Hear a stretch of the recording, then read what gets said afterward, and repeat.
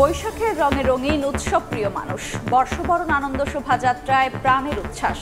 প্রথমবার ২৮ জাতি গোষ্ঠীর অংশগ্রহণ।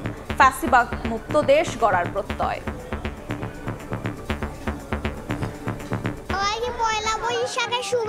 এই উৎসবটা আমার বিশেষভাবে প্রিয়, কারণ এটা আসলে ধর্ম বর্ণ নির্বিশেষে আপামর জনতার উৎসব। একদিনে না, এটা আমাদের সারা বছরই আমাদের সংস্কৃতি পালন করা হচ্ছে। অনেক সুন্দর আর্ট, অনেক লোক খুবই সুন্দর কাজ করতেছে। I feel it's amazing. I love the colors, all the decoration. বর্ষবিদায় এবং বর্ষবরণ এই দুইটাই তো এই বাংলাদেশের সব জনগোষ্ঠীর উৎসব। সুরের মূর্ছনায় রমনার বটমূলে মুক্তির আলোর সন্ধান।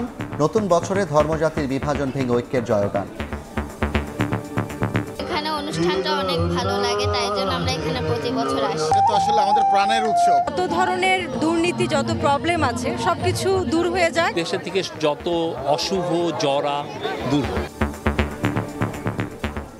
দেখছিলেন প্রধান শিরোনাম। সন্ধ্যার সময় সঙ্গে আছি আমি আফরোজা মৌটুসী এবং আমি জাফর সাদিক।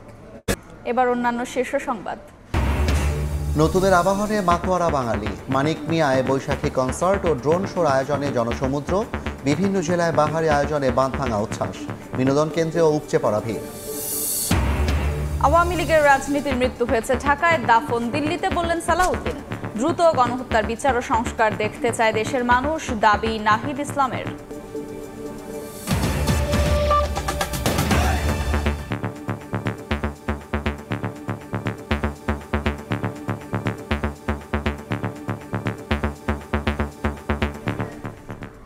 পুরনো জীর্ণতা ভুলে নতুনের জয়গান। নয়া বারতা নিয়ে এলো বৈশাখ। বাঙালির সর্বজনীন উৎসবে বর্ষবরণ আনন্দ শোভাযাত্রায় দেখা মিলল হাজারো প্রাণের উচ্ছ্বাস। বাহারি রঙের পোশাকে সব শ্রেণী পেশার মানুষের অংশগ্রহণে সাংস্কৃতিক মেলবন্ধনে পরিণত হয় ১৪৩২ বরণের গোটা আয়োজন। জুলাই অভ্যুত্থানের চেতনায় ফ্যাসিবাদ মুক্ত দেশ করার প্রত্যয় জানান সবাই। সানবির রূপলের রিপোর্ট। ক্যামেরায় ছিলেন আশরাফুল ইসলাম, লুৎফুর রহমান, মোস্তাফিজুর রহমান আকাশ ও মোবারক হোসেন শুভ।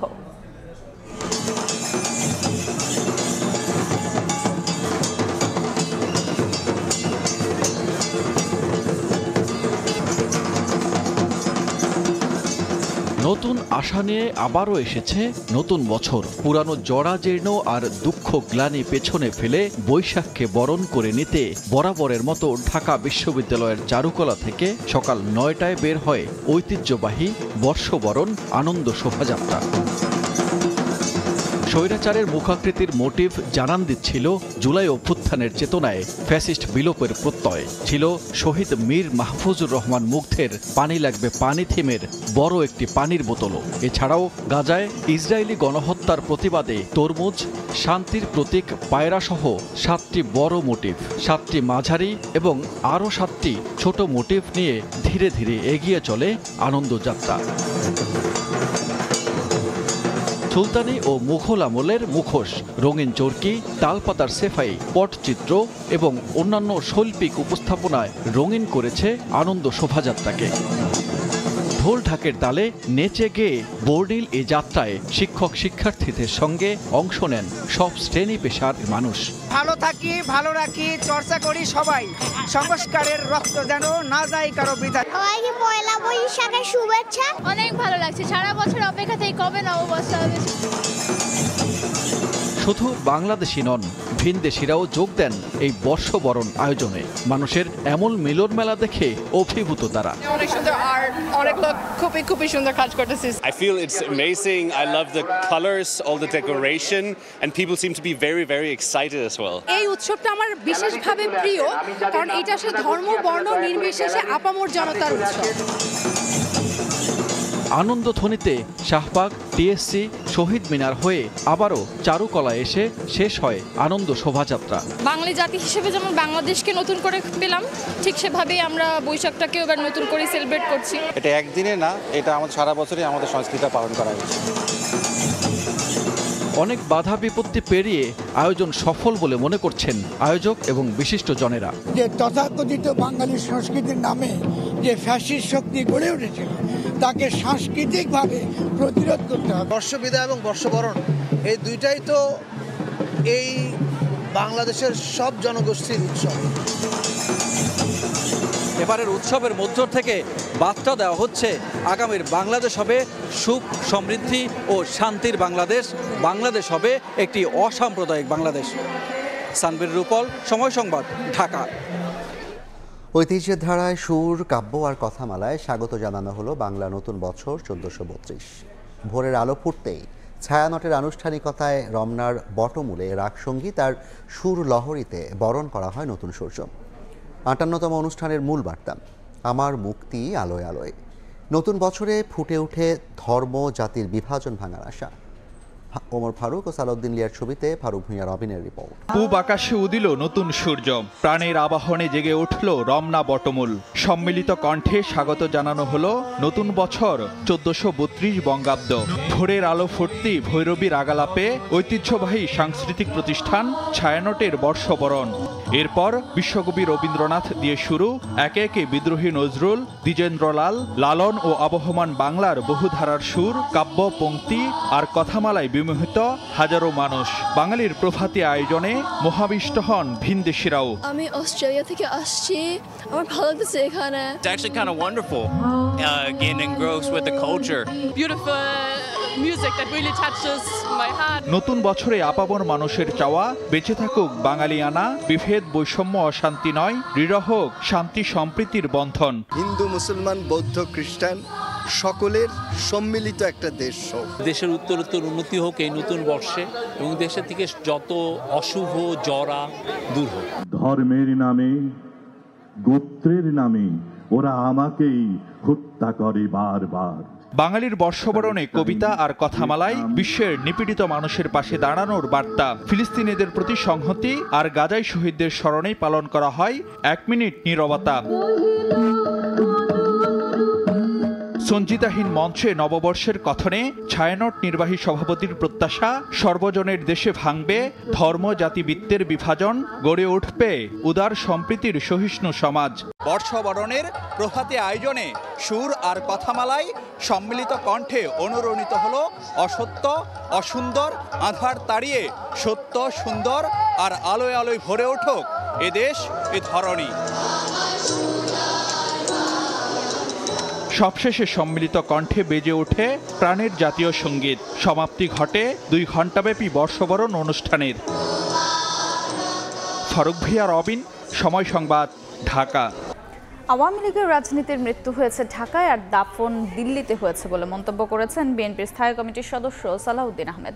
বিকেলে রমনা বটমূলে জাসাস বৈশাখী সাংস্কৃতিক অনুষ্ঠানে একথা বলেন তিনি। দেশের সব জাতি ধর্মবর্ণের মানুষ একসঙ্গে উৎসব পালন করবে উল্লেখ করে যারা সংস্কৃতিকে নষ্ট করার পায়তারা করবে তাদের বয়কট করতে হবে বলেও মন্তব্য করেন বিএনপির এই সিনিয়র নেতা।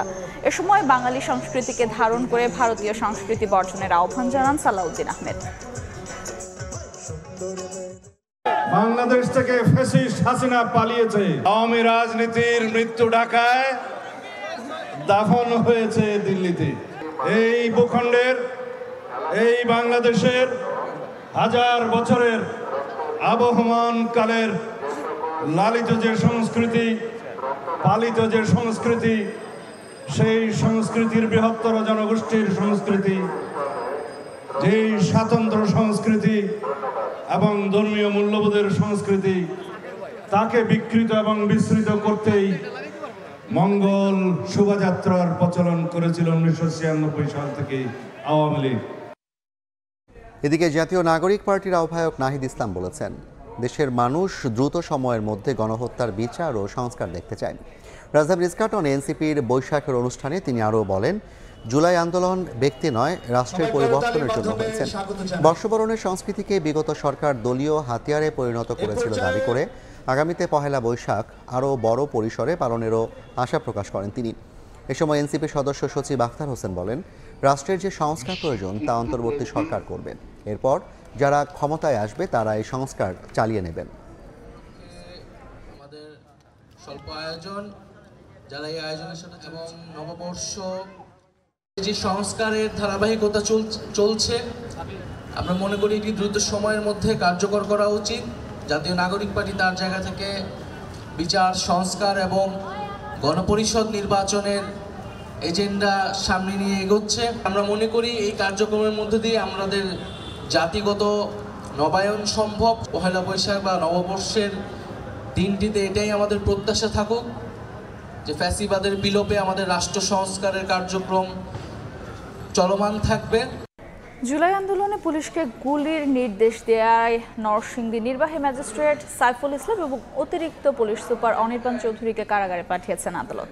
গত 18 জুলাই শিক্ষার্থী তাহমিদ ভূঁইয়াকে গুলি করে হত্যা এবং বিক্ষুব্ধ জনতা লাশ নিয়ে মিছিল করতে গেলে ফের গুলি করে আরেকজনকে হত্যার অভিযোগ রয়েছে। Chief prosecutor advocate Tajul Islam বলেছেন, গুলির নির্দেশ দেওয়ার সঙ্গে জড়িত কয়েকজন নির্বাহী ম্যাজিস্ট্রেটকে চিহ্নিত করা হয়েছে। চিফ প্রসিকিউটর বলছেন, গুলির নির্দেশ দেওয়ার সঙ্গে জড়িত কয়েকজন নির্বাহী ম্যাজিস্ট্রেটকে চিহ্নিত করা হয়েছে। পর্যায়ক্রমে নেওয়া হবে আইনি ব্যবস্থা। কাউকে ছাড় দেওয়া হচ্ছে না এবং এর সাথে কিছু সংখ্যক ম্যাজিস্ট্রেট যারা গুলির আদেশ দিয়েছিলেন তাদেরকে আমরা আইডেন্টিফাই করেছি কিছু। আমরা এদেরকেও এই চার্জশিটে তাদেরকে আমরা তদন্তের মধ্যে আমরা নিয়ে আসছি। চার্জশিটে তাদের নাম আসবে এবং তারাও যথারীতি বিচারের মুখোমুখি হবেন। এখন পর্যন্ত 22 মামলায় 141 জনকে অভিযুক্ত করা হয়েছে। এর মধ্যে গ্রেফতার মাত্র 54 জন, যার অধিকাংশই পুলিশের সদস্য। তাজুল ইসলাম বলছেন, তদন্ত রিপোর্টে উঠে আসবে বিভিন্ন পেশার আসামিদের চিত্র। তদন্ত চলমান আছে, অনেকে আইডেন্টিফাই করা হয়েছে। যখন তদন্ত রিপোর্ট দাখিল হবে তখন বিভিন্ন পেশার যারা ছিলেন বিভিন্ন বাহিনীর প্রত্যেকে কিন্তু আসবেন। শেখ হাসিনার মামলাসহ 5 মামলার আনুষ্ঠানিক অভিযোগ খুব শীঘ্রই দাখিল করে বিচার প্রক্রিয়া শুরু হবে বলে জানিয়েছে প্রসিকিউশন। আফজাল হোসেন, সময় সংবাদ, ঢাকা। সন্ধ্যার সময় আরও থাকছে। বাংলা নববর্ষের প্রথম দিনে ভক্তদের জামাল আফ ইদার শুভেচ্ছা। বর্ষবরণের আনন্দ শোভাযাত্রায় অংশ নিলেন নারী ফুটবলাররা। নববর্ষে মানিক মে এভিনিউতে হয়ে গেল মনোমুগ্ধকর ড্রোন শো। এক নজরে দেখে নেব আয়োজনটি। আয়োজনে দেখা যাচ্ছে যে শান্তির প্রতীক পায়রা ড্রোনের মাধ্যমে ফুটিয়ে তোলা হয়েছে এবং ঠিক সংসদ ভবনের উপরে আমরা দেখতে পাচ্ছি খাঁচা ছেড়ে মুক্ত পায়রা। এরপর পরই জুলাই আন্দোলনের অন্যতম মুখ আবু সাইদ দু হাত প্রসারিত করে দাঁড়িয়ে আছে। এটিও ড্রোনের মাধ্যমে ফুটিয়ে তোলা হয়েছে। মুগ্ধ, আমরা মীর মুগ্ধকে দেখতে পাচ্ছি, সেটিও ফুটিয়ে তোলা হয়েছে ড্রোনের মাধ্যমে। এবং বাংলাদেশে অভূতপূর্বভাবে এই প্রথম, এবং যে রিক্সা চালক একজন স্যালুট দিচ্ছিলেন ছাত্রদেরকে, সেটিও কিন্তু ড্রোনের মাধ্যমে ফুটিয়ে তোলা হয়েছে। এরপর স্বাধীন বাংলাদেশের সুন্দর পতাকা হাতে